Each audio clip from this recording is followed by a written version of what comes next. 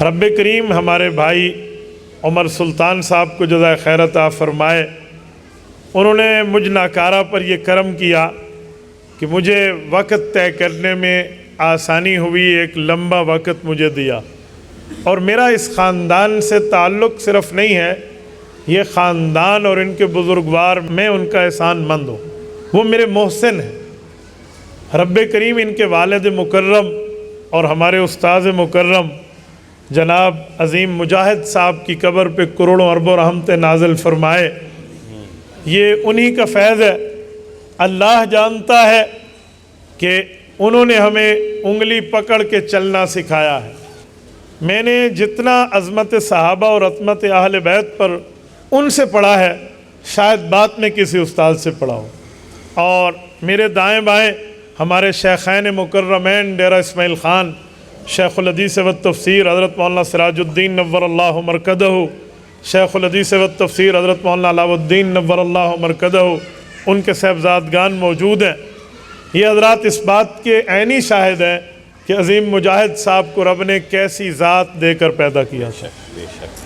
رب کریم اس بات پہ گواہ ہے کہ اس شخص نے اپنی زندگی باوجود کہ غربت میں، لیکن اس غیرت مندی کی ترتیب پہ گزاری ہے جس زندگی پر زندگی کو بھی رشک آتا۔ دلائل کی دنیا میں گفتگو کرنا میں نے بنیادی طور پہ بچپن میں ان سے سیکھا ہے۔ وہ اس انداز میں بات فرماتے تھے، ایسی آسان لہجے میں بات ذہن میں ڈالتے، رب کریم جانتا ہے کہ جیسے آپ پکا پکایا نوالا کسی کے منہ میں ڈال دیں۔ اے کاش آج وہ یہاں ہوتے تو ان کا دل باغ باغ ہو چکا ہوتا۔ آج ان کے پوتے نے قرآن کریم پڑھا ہے تو ہم ایصال ثواب کے قائل ہیں۔ میں اس بات پہ یقیناً فخر محسوس کرتا ہوں کہ اس کا ثواب ان کے دادا جان کو قبر مبارک میں مل رہا ہوگا۔ رب کریم ان کی تربت اقدس پہ کروڑوں اربوں رحمتیں نازل فرمائے۔ باوجود کہ اسکول کی تعلیم ان کی نہیں تھی، لیکن الحمدللہ جب دلائل میں دینی معاملے میں بات کرتے تو کیا صحیح بخاری اور کیا صحیح مسلم، یقین مانیے، یعنی کسی اور مذہب پر بات کرنا ہو تو ان کے حوالہ جات بھی ازبر ہوتے اور گفتگو اس انداز کی کرتے جیسے بات کرنے کا حق ہو۔ مجھے یاد ہے حضرت نے ایک واقعہ سنایا، بھائی عمر اس وقت ان کے ساتھ تھے۔ وہ یہ بجلی کی وائرنگ پر جو پٹی بنتی ہے، اس کے بیچنے کے لیے کسی جگہ گئے، وہ یہی کام کرتے تھے۔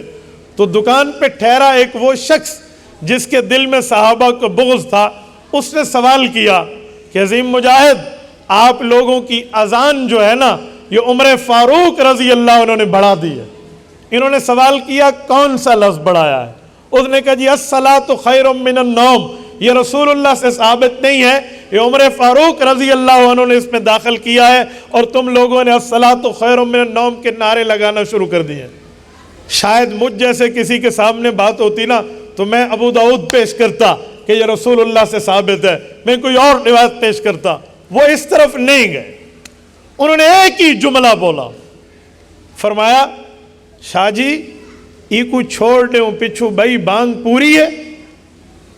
فرمایا اگر یہ جملہ نہ کہیں، پیچھے بانگ، پیچھے اذان، باقی اذان اگر مکمل ہے تو بھی یہی دیا کر، تو نے بھی تو 2.5 گز بڑھائی ہوئی ہے نا۔ یقین مانے ایسے چپ لگی جیسے چپ لگنے کا حق ہے۔ یعنی اس انداز میں بات کرنا رب کریم نے اس شخص کو دیا تھا۔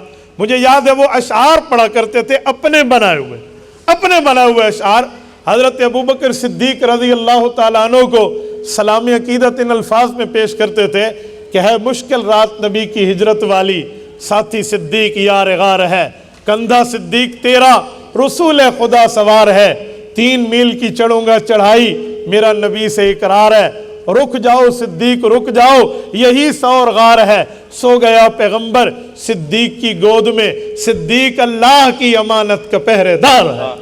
اے دشمن صدیق دیکھ دیکھ کے جل جا، اے دشمن صدیق دیکھ دیکھ کے جل جا، روتا رہے یا زندگی کو تباہ کر، صدیق آج بھی روضہ رسول میں آباد ہے۔ یہ الفاظ ہوتے ہیں ان کے۔ یعنی آپ اندازہ لگاؤ، ایک آدمی اسکول کی تعلیم سے واقف نہ ہو، لیکن ان کا محبت صحابہ کرام اور آل بیت سے اتنی تھی کہ وہ یوں کرتے۔ اور حضرت شیخ الحدیث مولانا علاء الدین نور اللہ مرکزہ کی خدمت میں خواب سنایا۔ عرض کرنے لگے حضرت میں نے خواب میں امام زین العابدین رحمہ اللہ کی زیارت کی ہے اور میں نے خواب میں ان کے ہاتھ میں ہاتھ دے کر کچھ باتیں کی ہیں.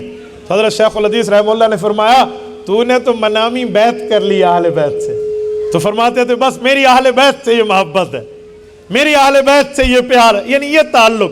آج ان کی نسل کو رب نے قرآن کریم یاد کرایا ہے, اس پر اس پورے خاندان کو میں مبارکباد کا مستحق سمجھتا ہوں.